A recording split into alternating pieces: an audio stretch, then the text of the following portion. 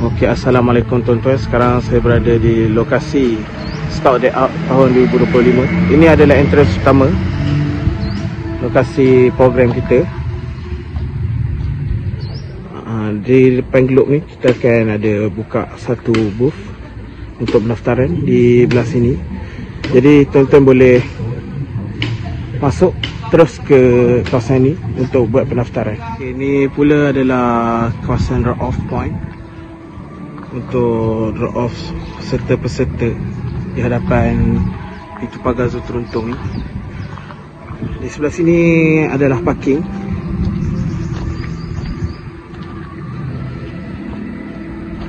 Okay, ni pula adalah kawasan parking untuk guru-guru pengiring.